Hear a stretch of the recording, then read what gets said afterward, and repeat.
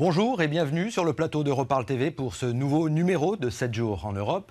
La lutte contre le terrorisme au cœur de l'actualité européenne. Alors, tandis que les eurodéputés sont en train de finaliser un nouvel accord avec les États-Unis concernant l'échange de données personnelles, la tuerie de Toulouse et de Montauban en France, perpétrée par un islamiste radical, nous rappelle que la menace terroriste reste bien réelle. Et pour en discuter, je reçois justement Arnaud Danjean. Bonjour. Bonjour. Alors, vous êtes eurodéputé et surtout président de la sous-commission sécurité et défense. Mais avant d'entrer dans le vif du sujet, je vous propose le petit jeu de l'émission. Oui ou non, 1 minute de questions-réponses. C'est parti. La radicalisation de certains jeunes musulmans en Europe est-elle suffisamment combattue ? Non, sans doute pas, et les drames de Toulouse et de Montauban viennent l'illustrer. Alors, malgré tout, peut-on vraiment lutter contre des kamikazes totalement isolés ? On aura toujours des gens qui passeront à travers les mailles du filet. C'est plutôt non. Ouais. D'accord. Le président français veut pénaliser les personnes qui consultent des sites internet faisant l'apologie du terrorisme et du djihad.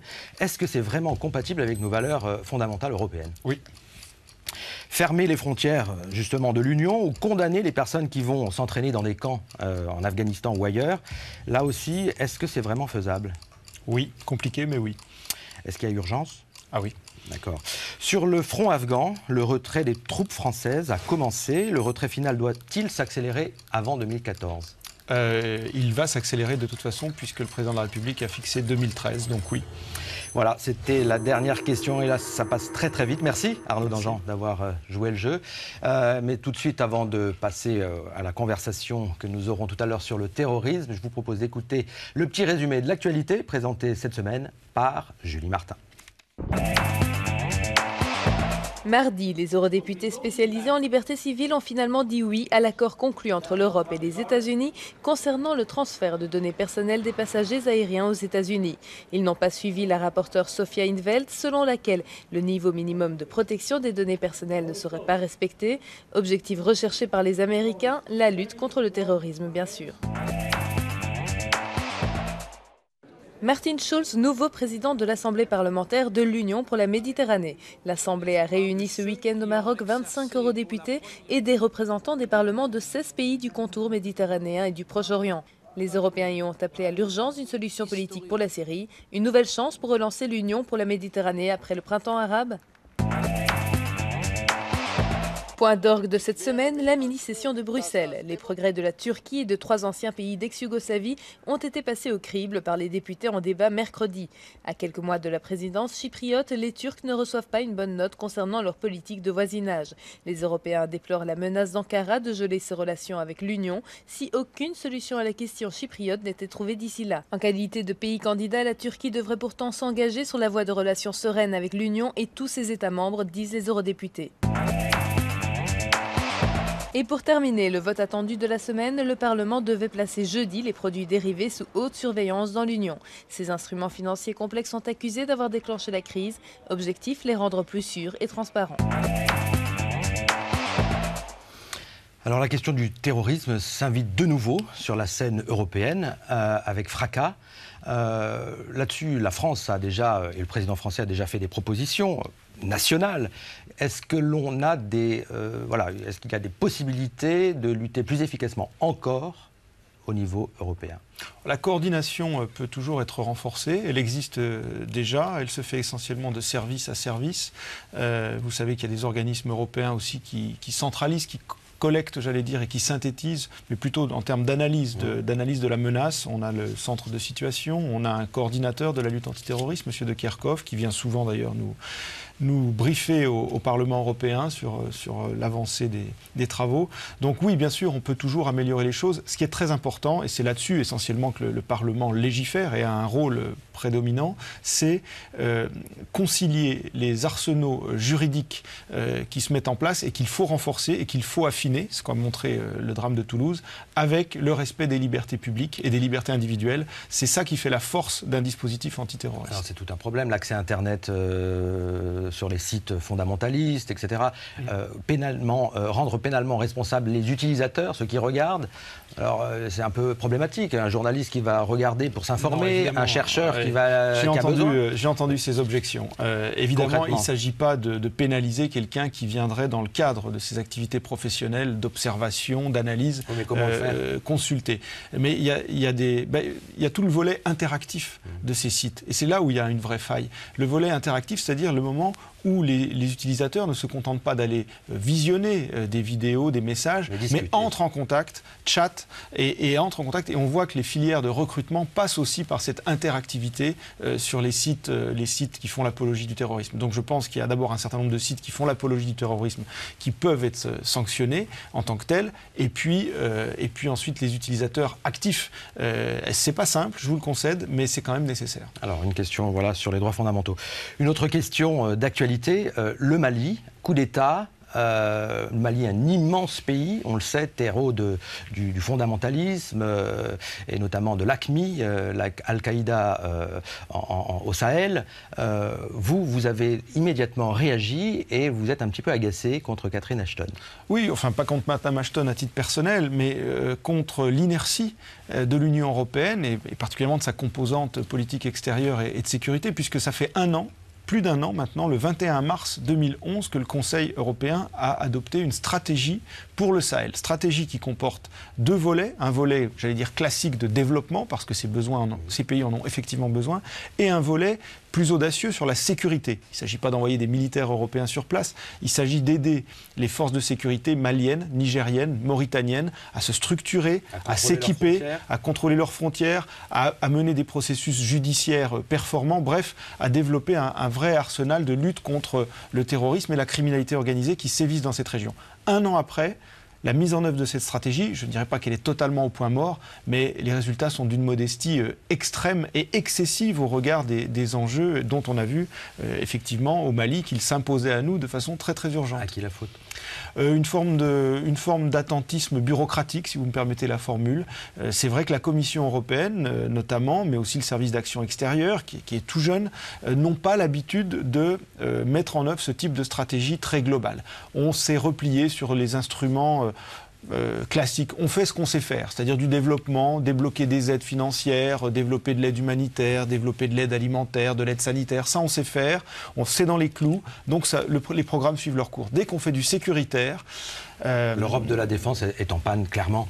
L'Europe de la défense, elle n'est pas en panne, ça dépend ce qu'on veut y mettre dans cette Europe de la défense, mais il y a des ambitions. Il faut d'abord, quand on veut faire une politique de défense et de sécurité, il faut d'abord cibler les menaces. Par quoi se sent-on menacé ? Clairement, l'instabilité au Sahel menace les États de la région au premier chef, on l'a vu au Mali tout récemment, mais menace aussi les citoyens européens. Il faut que nos gouvernements en prennent conscience. Alors les gouvernements du sud de l'Europe en ont tout à fait conscience, c'est beaucoup plus difficile de convaincre les 27 de l'urgence qu'il y a à établir des priorités et notamment de mettre la Corne de l'Afrique et le Sahel dans ses priorités sécuritaires. D'accord. Alors, un mot aussi sur la Libye, on n'en parle plus beaucoup, elle est sortie des radars, la situation est totalement, pas du tout sous contrôle aujourd'hui. Il y a de grands défis pour la Libye, et notamment des élections pour élire une assemblée constituante. On parle d'une date, le 23 juin prochain. Que peut faire le Parlement européen pour aider la société civile à s'activer pour préparer ces élections, les premières dans l'histoire du pays? Oui, il y a deux grands défis en Libye actuellement. Il y a un défi d'ordre sécuritaire, alors effectivement la coexistence, la cohabitation assez fragile de beaucoup de milices extrêmement armées, et puis un défi politique, un défi de société qui est celui institutionnel, celui de l'organisation des élections. Vous en avez parlé. Le Parlement européen a envoyé une mission à laquelle je participais il y a quelques semaines, au mois de février, en Libye. Nous avons rencontré tous les acteurs politiques libyens. Le Parlement européen sera sans doute présent par le biais d'une mission d'observation auprès des autorités libyennes et de la société civile libyenne pour préparer ces élections et le jour de leur déroulement. Merci Arnaud Danjean d'avoir accepté notre invitation et à très bientôt sur le plateau de Reparle TV. Merci. Au revoir.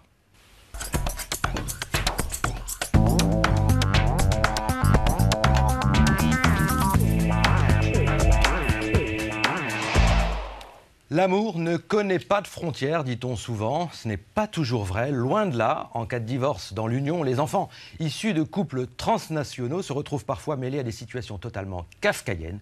C'est le thème de cette édition de 7 jours en Europe. Et pour en discuter aujourd'hui, j'ai avec moi le député Philippe Boulan, qui a accepté notre invitation. Bonjour. Bonjour. Alors, vous êtes eurodéputé, mais vous êtes aussi président du groupe de travail sur les divorces transnationaux. Mais avant d'entrer dans le vif du sujet, c'est la règle du jeu de cette émission. Place au oui ou non. 1 minute de questions-réponses. C'est parti. Alors, le président français a-t-il eu raison de lancer un ultimatum sur l'espace Schengen aux Européens? Oui. La chaise vide plutôt que la méthode communautaire, ça vous paraît une bonne démarche? Non. Malgré tout. En France, le candidat socialiste au présidentiel veut renégocier le traité sur la discipline budgétaire que les 27 ont eu beaucoup de mal, les 25 ont eu beaucoup de mal à mettre en place. Vous y croyez à cette renégociation Non. aussi? Alors, la crise de la dette, toujours, ce serait la faute à l'Allemagne et à la France. C'est ce qu'a déclaré cette semaine Mario Monti, le président du Conseil italien. Vous êtes d'accord avec ça? Non. La Commission européenne a présenté la semaine dernière un projet visant à la réciprocité en termes de marché public avec les pays tiers. C'est une bonne démarche, une bonne approche? Oui. Un bon début. Vous Oui. croyez vraiment que les 27 vont accepter cette idée? On verra. Oui. Si j'ai le droit de dire que oui ou non, oui. D'accord. Merci Philippe Boulan d'avoir accepté ce petit jeu. Fin de partie. Mais avant d'entrer donc dans le vif du sujet, on va regarder tout de suite ce reportage sur les divorces transnationaux. Une situation extrêmement douloureuse pour de nombreux enfants. Un reportage signé Andreas Dittel. Nous sommes devant la maison dans laquelle j'ai habité avec mes enfants pendant plus de 3 ans. Et où nous étions au moment où leur papa les a gardés il y a 1 an et demi, donc le moment de leur disparition. Sarre-Louis. Die Französin Marie Gallimard-Geiss verbrachte hier 4 nicht sehr glückliche Ehejahre. Als die Verbindung in die Brüche ging, wurde der Mutter das Sorgerecht für die beiden kleinen Kinder zugesprochen. Nach einem Besuchswochenende ließ der Vater die Kinder nicht wieder zur Mutter. Die Begründung: Da die Mutter Französin sei, bestehe die Gefahr, dass sie die Kinder in ihr Heimatland entführe. Damit wären sie dem Zugriff der deutschen Behörden und letztlich auch des Vaters entzogen. Das war im September 2010. Seitdem hat Marie Gallimard-Geiss ihre beiden Kinder, die jetzt 6 und 8 Jahre alt sind, so gut wie nicht mehr wiedergesehen. Bien qu'il n'y ait aucune interdiction du juge, je ne peux pas approcher mes enfants sans qu'on appelle la police. C'est-à-dire que mes enfants la dernière fois qu'ils m'ont vu, brièvement, ils m'ont vu et ensuite ils ont vu la police arriver à cause de moi. Donc psychologiquement, c'est une catastrophe. Das Jugendamt, nach seiner Verfassung allein dem Wohl des Kindes verpflichtet, entscheidet häufig im Eilverfahren. Für Marie Gallimard-Geiss heißt das, entschieden wird schnell. Der Einspruch gegen solche Entscheidungen kann dagegen sehr lange dauern. Là, dans mon cas, j'ai une décision qui est tombée en urgence. J'ai été obligée d'ouvrir toute une nouvelle procédure. Ça dure maintenant déjà 1 an et demi et il n'y a toujours pas de réponse. Der Entführungsvorwurf wiegt schwer, aber es hat ja keine Entführung stattgefunden. Und der Verdacht, dass eine stattfinden könnte, gründet sich in erster Linie auf die Tatsache, dass die Mutter keine Deutsche ist. Marie Gallimard-Geiss sieht in ihrem Fall grundlegende europäische Rechtsnormen verletzt und fragt sich, ob Europa hier nicht versagt. Un dysfonctionnement de l'Europe dans le sens où l'Allemagne applique certaines façons de faire qui sont répréhensibles au regard du droit européen. Je pense en particulier aux droits fondamentaux, la présomption d'innocence par exemple, le droit de libre circulation des personnes, le droit à un procès équitable, l'interdiction de discrimination. Für Marie Gallimard-Geiss ist der Kampf gegen den Entzug ihrer Kinder zum Lebensinhalt geworden. Sie hat Petitionen geschrieben ans Europäische Parlament und ans französische Abgeordnetenhaus. Sie hat sogar einen Verein gegründet und hofft auch in erster Linie darauf, dass ihr ein deutsches Gericht das Sorgerecht an ihren Kindern wieder zurückgibt. Alors une précision sur cette mère de famille. 1 semaine après le tournage de cette vidéo, eh bien, écoutez, cette dame a finalement obtenu le droit de passer un week-end seule avec sa fille, la plus jeune. Et elle devrait aussi pouvoir partir en vacances à Pâques avec elle. Alors, Philippe Boulan, revenons sur le cas douloureux de ces enfants de parents divorcés en Europe. L'Allemagne n'est pas le seul pays qui est en question aujourd'hui. Il y a beaucoup d'autres plaintes qui circulent, notamment au Parlement européen. Mais vous êtes allé voir les Allemands à la fin de l'année 2011. Vous avez rencontré les autorités pour essayer d'y voir un peu plus clair. Et au terme de cette visite, qu'est-ce que vous en avez tiré? Qu'est-ce que vous en pensez de cette situation? Alors, en préalable, je tenais à vous dire qu'effectivement, dans la commission des pétitions, nous recevons énormément de plaintes ou de pétitions concernant ce problème des divorces transnationaux. Et c'est l'Allemagne exclusivement qui est concernée. Je veux dire, ça concerne d'autres citoyens européens, mais dans la mesure où ils sont mariés avec un Allemand ou avec une Allemande. Le cas ne se pose pas pour d'autres pays. Et il y a un problème structurel en Allemagne que l'on a essayé d'étiqueter au sein de notre commission, notre groupe de travail, et que nous avons essayé de discuter et d'approfondir avec nos interlocuteurs à Berlin lorsque nous sommes allés. Voilà.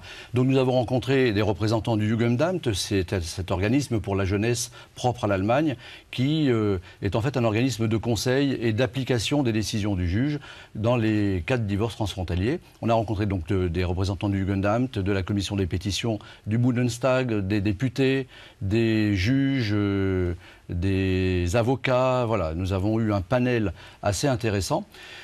Et alors les Allemands se défendent de cela en disant mais non, nous appliquons la loi, nous avons certes un organisme, le Jugendamt, qui, et je le dis tout le temps, certainement travaille dans 90% très bien dans l'intérêt de l'enfant, mais le défaut structurel est tel que quand le Jugendamt fait une erreur ou qu'un employé du Jugendamt fait une erreur, il n'y a pas de possibilité de recours. Et on est devant de l'arbitraire. Et les gens comme Mme Gallimard-Guès, que j'ai rencontré, dont je connais très bien le dossier, mais c'est un parmi tant d'autres, se ruinent en procédure, en démarche, et puis... Surtout, tout ça prend un temps infini qui fait que, pendant tout ce temps-là, les mamans ou les papas ne voient pas leur enfant, ce qui est dramatique. Et moi, je me suis insurgé en arrivant en commission des pétitions contre ce traitement un peu impersonnel des pétitions qui revenait et qui était récurrent et pour lequel nous ne nous mobilisions pas assez. Alors, le problème, est-ce que ce n'est pas ce fameux trou noir législatif en Europe? On a un marché unique qui encourage la mobilité. Des millions d'Européens ont changé de pays, travaillent dans un autre pays, vivent dans un autre pays, rencontrent, se marient. Et au final, les lois matrimoniales, les lois parentales restent nationales. Et c'est là tout le problème. Alors comment passer le cap et essayer de trouver des solutions concrètes? Alors effectivement, c'est là tout le problème et c'est tout le travail de notre commission des pétitions, c'est de traiter les problèmes liés à la mobilité, entre autres, parce qu'il y a d'autres sujets, mais liés à la mobilité et qui, effectivement, pour lesquels les citoyens européens se heurtent à ces fameux trous noirs dont vous parlez. Alors, vous disiez en introduction que l'amour n'a pas de frontières. Moi, je dirais que là, le désamour a des frontières, malheureusement, et que quand, dans un divorce, les deux parents s'entendent correctement, il n'y a pas de souci particulier que l'un soit allemand et l'autre issu d'un autre État membre. Mais s'il y a un souci particulier, effectivement, le parent allemand peut incriminer le parent étranger à l'Allemagne en disant que cet enfant, que ce parent va ravir ses enfants. Et là, le Jugendamt, c'est une machine infernale qui se met en route et qui récupère les enfants et qui les spolie de l'autre parent, de leur droit. Alors concrètement, il y a des outils législatifs, malgré tout, qui existent en Europe. Ils sont imparfaits à ce stade. Une étude du Parlement a été commandée qui a fait un peu le tri et qui a observé plusieurs pays, comment ça se passe concrètement. Ils ont fait des recommandations. Qu'est-ce que devraient être les toutes premières recommandations du Parlement pour essayer d'avancer ? Alors, quel est le pouvoir du Parlement? Déjà, concrètement et rapidement, parce que malheureusement le temps passe. Rapidement, le pouvoir du Parlement, c'est déjà d'avancer la Charte des droits fondamentaux. Voilà, ça, c'est la première chose que peut faire le Parlement, et aussi peser de tout son poids dans cette problématique. Ensuite, ce que moi je propose au sein de notre commission de travail, et ce que je vais proposer dans le rapport qui va être plus officiel là, dans quelques jours, c'est la création d'un médiateur. Nous avons des médiateurs qui existent dans beaucoup d'États membres, mais en Allemagne, il n'en existe pas. Et il faut un médiateur qui soit... Parce que la problématique, elle appartient à l'Allemagne. Il faut un médiateur qui soit créé en Allemagne et qui ait un pouvoir de consultation et de remise en cause des décisions, le cas échéant. Alors, un pouvoir de médiation, un pouvoir de formation, ce sont des grands thèmes qui vont préoccuper les députés ces prochains mois. Merci en tout cas d'avoir accepté notre invitation. À très bientôt sur le plateau de Reparle TV. Bien volontiers. Au revoir. Merci de me laisser.